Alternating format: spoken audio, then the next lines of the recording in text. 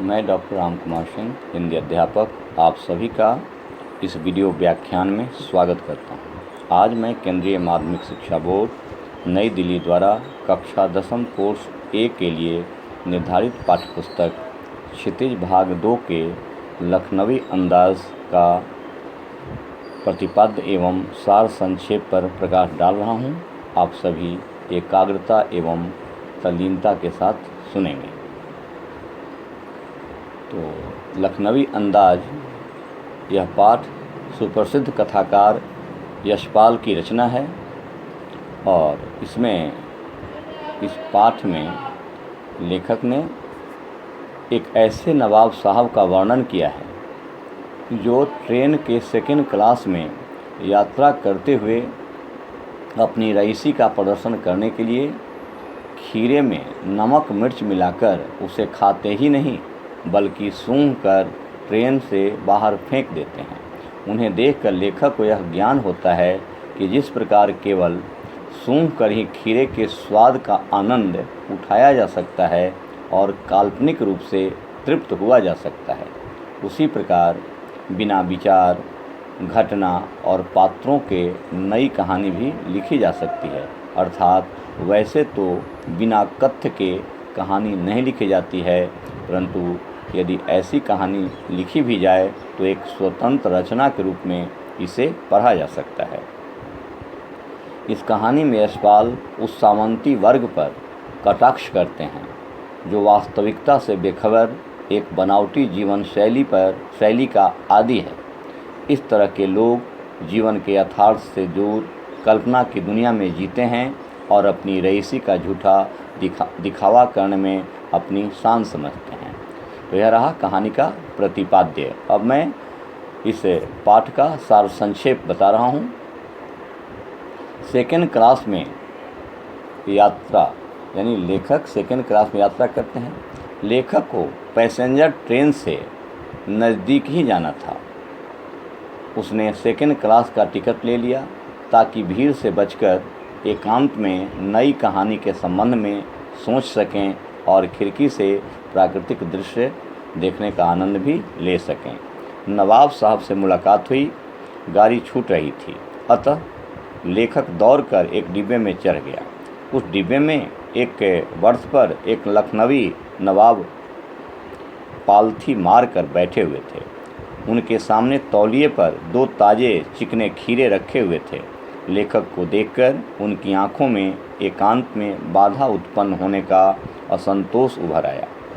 लेखक ने सोचा कि हो सकता है वे भी किसी कहानी के बारे में सोचने की चिंता में हों या उन्हें खीरे जैसी साधारण चीज़ का शौक़ देख लिए जाने के कारण संकोच हो रहा हो। नवाब साहब ने लेखक के प्रति कोई उत्सुकता नहीं दिखाई, तो आत्मसम्मान में लेखक ने भी उनकी ओर से दृष्टि हटा ली। लेखक यह अनुमान लगाने लगा कि संभव है नवाब साहब ने बचत के लिए सेकंड क्लास का टिकट ले लिया हो और अब शहर के किसी भद्र व्यक्ति द्वारा देख लिया जाना उन्हें गवारा न हो। नवाब साहब का भाव परिवर्तन। थोड़ी देर बाद नवाब साहब ने लेखक का अभिवादन करते हुए उससे खीरा खाने के लिए पूछा। लेखक को उनका सहसा भाव परिवर्तन अच्छा नहीं लगा। उसने सोचा कि वे शराफत का गुमान बनाए रखने के लिए उसे भी साधारण लोगों के इस काम में अपना साथी बना लेना चाहते हैं, अतः उसने इनकार कर दिया। नवाब साहब ने दृढ़ निश्चय से तौलिए को झाड़कर सामने बिछा लिया और दोनों खीरों को धो पोंछकर उस पर रख दिया। उन्होंने चाकू से दोनों खीरों के सिर को काटकर झाग निकाला और फिर खीरों को सावधानीपूर्वक छीलकर फाँकों को करीने से तौलिए पर सजा दिया। इसके बाद उन्होंने फाँकों का जीरा मिला हुआ नमक और लाल मिर्च का चूर्ण छिड़क दिया। उनके हाव भाव और जबड़ों के फरकने से लगा कि उनका मुख खीरे के रसास्वादन की कल्पना से भर गया है। नवाब साहब को कनखियों से देखते हुए लेखक ने सोचा, अब जनाब अपनी असलियत पर उतर आए। नवाब साहब ने लेखक से पुनः खीरा लेने का अनुरोध किया, परंतु अपना आत्मसम्मान बनाए रखने के लिए लेखक ने मना कर दिया। नवाब साहब ने खीरे की ओर सतृष्ण आँखों से देखते हुए उसकी एक फाँक को उठाकर सूंघा और स्वाद के आनंद में पलकें मूंद ली।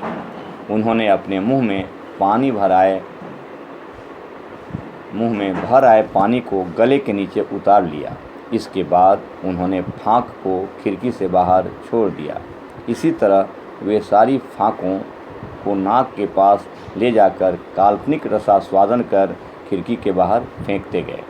सारी फाँकों को बाहर फेंककर नवाब साहब ने तौलिए से हाथ और ओठ पोंछे और गर्व से गुलाबी आँखों से लेखक की ओर देख लिया, मानो कह रहे हों यह है ख़ानदानी रईसों का तरीका। नवाब साहब खीरे की तैयारी और इस्तेमाल से थक कर लेट गए। लेखक सोचने लगा कि यह है ख़ानदानी तहजीब, नफासत और नजाकत। लेखक ध्यान करने लगा कि नवाब साहब ने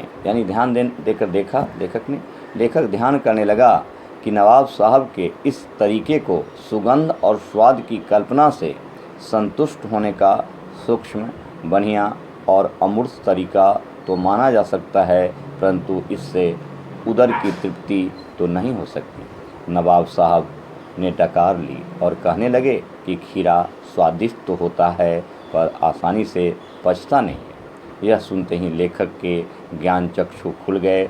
उसने सोचा कि जब खीरे की सुगंध और स्वाद की कल्पना से पेट भर जाने का डकार आ सकता है, तो बिना विचार, घटना और पात्रों के लेखक की इच्छा मात्र से नई कहानी क्यों नहीं बन सकता।